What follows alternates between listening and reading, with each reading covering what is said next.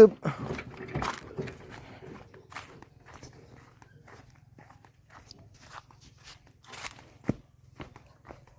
ตัวน้อยเดินสานบ้านซ่องเท่าเก่งเลยเด้อบัดนี้จะโดยแล้วบ่บุญเพ่งจะโดยกับหยังแต่จะโดยกับหยังตาแบบนี้นะครับมาหาบุญเพ่งยามค่ำได้พ่อแม่พี่น้องเอ้ยมาส่งน้ำเหมือนนี่ฮะแล้วเก่งพอซื้อน้ำซองตุกอีแล้วกินข้าวกับเพื่อนเลยป้าจะโดยกับป้าเอิ้นกินข้าวน้ำเนี่ยกะโก้ด้วยกันมาเด้อปลาลุงกินข้าวจังสั้นเนาะเป็นแล้วคือให้วันนี้อาบน้ำบุญเพ่งอาบน้ำเอาจ้าเลยบุญเพ่งเอ้ยไม่กระป่ายเลยบุญเพ่งไม่ป่ายเลยเขาถามนี่นะ มาบุญเพ่งยำค่ำบุญเพ่งกำลังกินข้าวแต่โดยกระป่าแม่ได้กินแล้วบ่พ่อได้จ้ะกินแล้วพ่อก็กินแล้วสบายดียำค่ำเด้อมาพ่อแต่เพื่อนได้เหมือนนี้ได้อยู่เหินดีสานมายำค่ำกับพ่อกันมาตอนเฮ็ดเฮ็ดงานก็ไม่พ่อเนาะโดยมันไม่มีไผ่บ่นี่ฮันโอ้เท่าเกิ้งไม่มีไผ่บ่นี่มีแต่เซลพูดทั้งโอ้เนี่ยบัดกินข้าวนี่จะกินตะเวนแบบนี้เลยโอ้คำมันค่ำเลยเฮ็ดอยู่เฮ็ดกินหญ้ากินข้าวหญ้าเนาะต้องได้ใส่โฮโคมพ่อพี่น้อง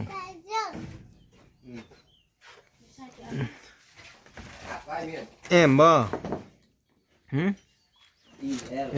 นี่ดิหัวจักเม่นผ้าเข้าบ่บัดนี้เพื่อเสียไว้เฉยเด้บัดนี้ได้เบิ่งมาเบิ่งร้านน้อยบุญเพ่งคนฮู้คนจบนี่ได้มันอันนี้นี่มันปีนอีแล้วต้องปีนใหม่ดิใครขึ้นปีนไว้นี่เยี่ยมดิเอาอัดบัดนี้เอาอัดปึ๊บน่าเป็นเฉยเพื่อเสียไว้เสื้อบัดนี้โอ้นี่ว่าโอ้ยมีเห็นหุ่งอะไรยังนุ่มยังน้อยกันนั่นดิบุญเพ่งจักเอาไว้ได้ทุกคนแอมบ่ยิ้มแล้วกินนะมีแม่ละง่ายเนี่ยเป็นเพื่อนนะจาละเฮาบ่ขีมโอ้ได้ขีมมาเบิ้งมาเบิ้งขีมนี่เฉพาะพอเท่าเก่งยังได้มีผู้งามผู้จบเนาะคุณกลางค่ำกลางคืนมาแล้วเพิ่นทาขีมบุญเพ่งได้ทานนะไปทาได้จะเป็นซิวเด้อจะซิวขึ้นขันแม่เจ้าขันแม่เจ้าเป็นผ้าเป็นอะไรเด็กน้อยผ้าขาวเด็กน้อยทาข้าวแป้งเด็กน้อยง่ายๆทาชาพรจะรูปสมือมันก็ล่นมัดเลยว่ะตัวมือเนี่ยมันก็ติดมือจะมัดเลยว่ะโอ้ก้อนนอนบ่เขาบอกถานี่ไงที่เขาชั้นซอแล้วก็หูจักขาเขาแป้งน้ำแดงได้หูจักหักษาห่างกายที่เขาชั้นพอเท่าเก่งกะขาเขาแป้งน้ำแดงได้แล้วบ่ายเป็นรักษาตนโตรักษาห่างกายเป็นอีกพี่น้องนี่รูปชนะเลยเป็นเลยสักเลยนี่เห็นบ่บ่มีหัดเลยหลานเอาแว่นได้สักแว่นไม่มีซ้ ก็คือมื้อนั้นเห็นอยู่แต่ เห็น แล้ว บ่เห็นบนเพ็งไป อยู่ไหนก็มีไผอยู่หรือว่าไม่ได้มีเลย อันนี้เรื่องจีฝา อืม อืมอืมอืมอืมอืม โอ้บุญเพลงกระทะบ่บุญเพลงอันนั้นได้มันยังบุญเพลงผ่อนบ่ พอ โอ้ พอนค่อย ผ่อนจ้าบ่ อุ้ยผ่อนพลอยหมด ผ่อนค่อยแล้วใส่เบิ่งมันยังติดแกมอ่ะเซ็ตออนแล้วติ น้อยๆทับอันนั้นอันนึงขึ้นมาโอ้ย ถ้างามคือกันเหรอนี่บอกเลยแม่ค่อยกันยักงามคือเจ้าหั่นแหล้ นี่ ว ก็ว่านี่ตอนจะนั่งกันหาอะไรอย่างเงี้ยจะเอง เดี๋ยวมันละไม้เนาะคงตะเลาะ เราเดินนู่นเดินไป ก็เขาแล้วจะถ่ายตลอด ป้าดู ทานเลยเด้อ เจ้าอัน300,000นี่ฮะ อันนี้สามอัน 3 อัน บ้าให้พี่ยอกเลยบอกยิ่งบากาคีบากาไก่บอกยิ่ง เบอร์นี้ เดี๋ยวนี้จะเตี้ยเธอแบบป้า เบอร์นี้เลย บ้าบลูอ่ะ เบอร์บลุเลยเบอร์นี้เลย เออไม่เห็นเนี่ยไปส่งตะวันดักอันนี้คือไปส่งโซ่ อาบน้ำหนาวบ่ อันนี้ สะแงดบ่อาบน้ำเตยสะแงดบ่ ต้องรู้สึกแกเด็กเว้เว้โซนอันเดอร์บลูอ่ะ มันเดินปลุ วิโซน วิสุทธ์จักว่าบ่รู้ปัญญาไม่ได้เข้าใจเนาะบางๆกันเลยพี่น้องเอ้ย มันเพ่งไป เออ เมย์เขาค่อยสุดอะไรมันมีเขาว้าว เออ เขาว้าวมาก ให้เพิ่นแปลให้ฟังวันนี้ก็ใครนี่ ฮันกล้วยหนึ่งกับนุ่มมากอะไรกล้วยท่าไหนแก โยกล้วย หน้า เต่า เก่าติด กล้วยแกดบ่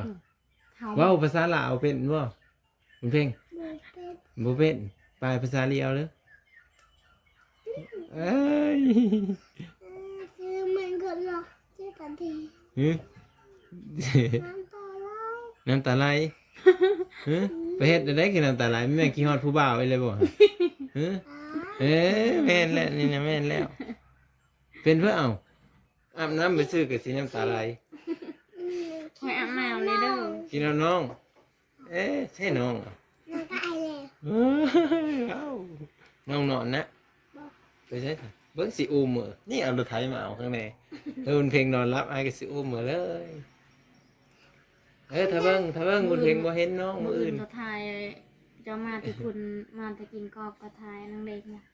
มื้อนี้ โน มื้อนี้เฮานางแดงมื้อนี้แล้วก็เพิ่นปอกมาขามเลย พรอะไรจ้ะ วันเวลามีเห็นจักไปเสือ2 มื้อแล้วบ่เห็นเพิ่น ไปดำหน้าอีวันนางเบนพุ่น จักบ่ได้เข้าเลยสมอกันบ่ได้เข้าถามสเพิ่นน่ะเด้บ่เห็นเราอยู่หั่นแต่เก่าเห็นเราอยู่ เจ๊ได้เห็น อื่นคือไปทางไหนอีก มื้ออื่นบ่ไปเบาสวนเด้เบาสวนกับขึ้นบ้านปะใหญ่พุ่นเขาว่ามีผู้หนึ่งกับครอบครัวทุกข์ยากว่าซั่น เนอะ บ้านปะใหญ่ก็สิบ้านกะลางหรือว่าได้ๆนี่แหละ มานงมืออื่นเลย ไปนํกัน ไปนำกันหมด บุญเพลงได้ไปใช้มื้ออื่นตอนเช้า ไปเมือง ไปหยัง ไปเมือง ไปกวดเปะนี่บ่ไปซักลาวบ่ สักคอยเนี่ย เย้าไปสกลเด้อเพิ่นไปตันหมอสกลโลดพากันทาเขาวแป้งทำไมทั้งลูกผ่าเหนียวบนเพลงก็อ้อแล้วเพิ่นทาเขาวแป้งเอ้าหมด เอาไว้ดี อ้อแล้วอ้อจนแยะแล้วเขาวแป้งแม่จะหมดพา เป็นชื่อเด้อนะ พากันกินข้าวกินปลาแล้วเนาะบัดนี้ มีจุฬาเนี่ยตอนเก่าปะเนี่ย มีแต่เต็มสิพากันนอนแล้วบัดนี้เนาะ ตอนแต่เลยแต่ผู้ชายก็ต้องเป็นจ้ะ อย่าให้ดอกอีกนะ บนเพลง พอในนี้30 30เบิ้งมันพอได้ไหม เด้อนี่เด้อโมเมนทำตาเด้อฮาลาน17เด้อนี่เด้อ ผ่อนเด้ออันนี้เด้อไม่แม่นผ่อนวิไลได้ผ่อนฐาหน้านี่เด้ผ่อนฐาหน้าเหรอวะ ท่าหน้า อันตัวจะถาแขนถานี่เด้ผ่อนอันนี้หรือต่างหาก ต่างหาก นี่ท่าหน้านี่ จะห่อฐาหน้าก็ถูกผสมห่อ2-3อย่างเนาะ แก ไปลอยบ่ ส บุญเพ็งอยู่ห้องเพลงไปเลยแกมน้องไปเลยบ่ มันเพิ่งจมบ่นงอีซื่อเด้บ่นงคือเห็นหน้า วันที่เท่าไรเด้มื้อนี้เนาะ เจอได้ไปหนึ่ง บ่ นา บุญ จุ เพ็ง ก็บอก ฮะ ให้บ่นงอีก เออ บ่นงบ่ ให้แนวเลยแต่น้อยก็ได้เป็นลุงเจ้าแหละ เออเจ้ายังสิให้ละเอา เอ้ย บ่เห็นมาบ่นงอีซ้ำซิม บ่เห็นบ่าวนงมาหาเลย อย่าปากเด้อแม่ อืม บ่นงบ่นงบ่นงมาพี่อย่าปาก เออ อยู่เฉยๆ เมียเว้านํอีก ไกล เออกินฮอดลาอยู่บุญเพ็ง กินฮอด ฮะ ขี่รถนำกันนี่ อืม ไม่สร้างบ่ เนาะ นอน มาบุญเพ็ง นี่คือกันเลย บัดนี้อ้ายสิไม่ได้เฮามาหาได้บัดนี้ ประมาณพุ่นแหละทิศหน้าพุ่นแหละจังเฮามา คุณ เวลาของเขามาเลยเลย เข้ามาเลยบ่ บ่เห็นบ่หลาว มาลาก็ไปได้มาคาเวียกแล้ว มีเวียกเด้ อืม เจียวหญ้าเจียวนี่ มือนั่นฮันเด้มันก็ยุก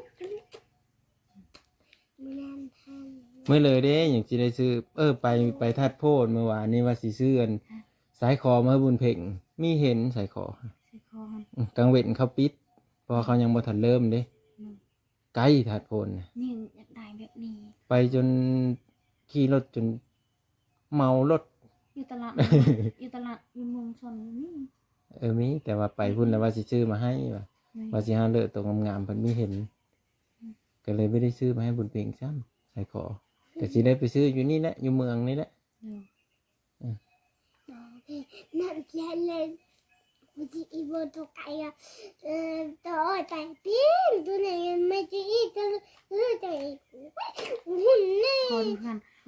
บ่เห็นคุยอดีตเอามาส่งมันก็สั่งเลย ทรงแบบเดิม ส่ง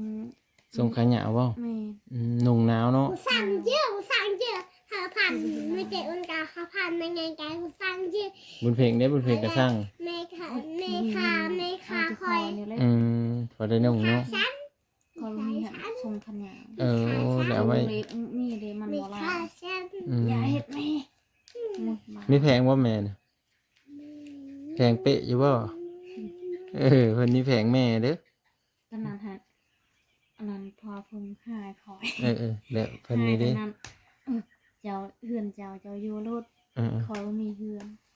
ขวาไปหมดดูคอยว่าไว้ด้วยน้ำเจ้าว่าไว้ก็ยาคืออยู่ผู้เดียว ขอเพิ่งว่านะ ตัดเต้ เคยบอกเขาบริยา ตัด ไว้ เต้ตัดเต้ไข่ มันเคยได้ผัวใหม่คอยอ้าวมีใคร จะ คอ ตั ย ดเต้จะตัดเต้ ไม่ ตัดเต้ ไม่ได้มูนี่มาได้หรอกนั่งของเงาไม่ติดตื่น แล้วย่อสิซื้อเห็นว่าก็ได้ แล้วเอาสุบ้าผังนี่ซื้อแต่ขะยามันแล้ว หายว่ามาไปขอ ลูกเจ้าแพงเจ้าได้หันน่ะเนาะเรามีเยอะเว้าเป็นเพลงแม่ได้หันเนาะ มาไปบอลนำบินมันคออยู่ไปเจียวข้าวมันคอสุดเลย ดูให้เจอกันเป็นนุ่มนี่ โย่ เนี่ยตะโกน มันเพลงเลยไปแล้วได้ไปเป้าเป็ดแท้ แต่ไอ้ยังเลิกโอ้ยยังพังกระปิตัดเลยตะโกนค่ะเจ้า ๆนอนแล้วมันบอกเออ เพราะว่าแบบนี้ตอนนั้นมันหายคอเพราะว่าที่อยู่ดำกันแบบนี้ แม่กันที่เศร้าแม่กันเศร้าเจ้าเป็นมาไก่ ไปเอาไปลูกคอเนี่ยไปเฮือนตาคอเอาไปลูกคอยเรียกไงแล้วทางลูกคอยคิดคอยเอามาที่คิดเมย์บ่คิดที่ย่าลูก ก็ ค คิด อ คือเก่าแล้ว อยู่นำกันก็หักแพงกันนั่นแหละแต่เจ้าก็ได้ เพิ่นซอยเด้อจนได้เหินได้สะอันอะไรอย่าพิษกันนะพิษคนนี้เพิ่นเสียใจแล้วผู้ซอยเจ้าฮะ บ่คอยอะไรเมื่อแล้วเองผิดกันเดี๋ยวก็อยู่นี่มันไม่มีเฮือนคอยมีเฮือนเลย บอกบุญเพ่งได้ไปหาอายุได้ไปหาป้าพรวิไลอายุ ไม่ไปมันมีรถ เพื่อสิไปหากันนี่เนาะ ไม่ มันหายไอ้ข่อยเนี่ย ใช่บ่ ตัวไปมันเป็นท้องข่อย ไอ้เจ้าเช้าแล้วเนาะเอาบ่าวมือก่อนบัดนี้คำมือตื่นตาแล้วบุญเพ่งเอ้ยมื้ออื่นคันว่าไม่ได้ไปเสือบ้างสิเข้ามาหาแต่เพิ่นนี่ เรามาเริ่มไปใช่ นี่บักถั่วบ่อีหยังหูสังคายปงเลย ตรงเลยจนจะลืมเด้อหดน้ำขูมือเด้อ คือมือหดน้ำ ค่อยมาจอบไม่ได้หดเดี๋ยว FC สิให้จะแหละ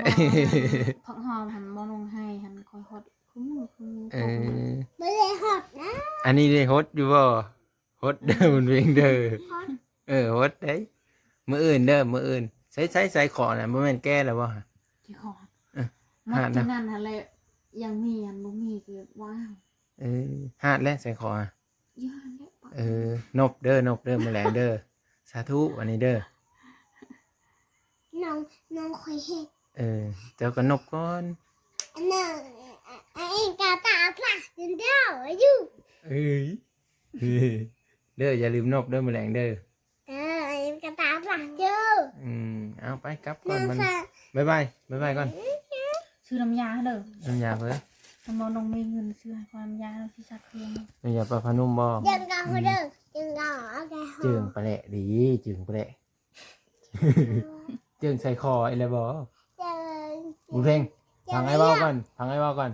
นไอ้ซื้อใส่คอกันแหละคอเด้อใส่คออยู่คอฮะ อยากได้เสื้ออีกเว้ย นี่ได้เซอร์กับบ่งามๆนึงนี่ พอซักเรื่อยๆซักดุ ซักแล้วดูๆอันนี้ยัน ข้าวไม่เอาไป ยันมันขี้ลาย ปลาคุย ๆ เด้อ ทีลายทั้งเลยถ้าซื้อของไอ้ผู้คนก็ซักดุอันนี้เด้อ ไปมือก่อนวันนี้สบายดี สบายดี นี่เพลงอีกเลย สบายดีแล้วล่ะ แล้วคนจบนกงามสวัสดีค่ะ สวัสดีค่ะ สวัสดีค่ะเต็มพังสวัสดีค่ะ โอ้ยบอกคอยแต่ปลายไปแหละดิปลายซิมเลย สวัสดีค่ะบ่ สวัสดีค่ะหลานน้อยสื่อนางบุญเพ็งเด้ออย่าลืมเด้อเมื่อแหล่งซ้อมเมาเด้อ สวัสดี สวัสดีค่ะ สวัสดีค่ะ หลานน้อย สวัสดี สื่อนางบุญเพ็ง ขอบคุณค่ะ ขอบคุณค่ะ บ๊ายบาย ไม่ว่าเถอะมาดี MC บ๊ายบายโอ้บ๊ายบายบ๊ายบายน้อยๆเลยไปกลับก่อนพี่น้องเอ้ยกลับก่อนเด้อบัดนี้พอเท่าเกิ้งเพิ่นไปทางเลยก่อน ไปเบิ่งหน้า โอ้ยไปเบิ่งหนังเลยไม่ได้มีฟืนมีไผ่เด้เนี่ยบุญเพ่งจะไม่ได้ไปเบิ่งหนังนะพ่อเอาเหมือนก่อนเบิ่งกลางคืนได้นี่มืดนะติหุ่งแล้วทางหลังผู้เฮินเจ้าแล้วมืดอันเดียวหรือเปล่าไผ่อันเดียวมืดตื้อๆระวังตกขันไดเด้อถือเนี่ยเกือบฮะถือเกือบเด้อเหยียบขี้เข็บเด้ไปเหมือนก่อนทุกคนบัดนี้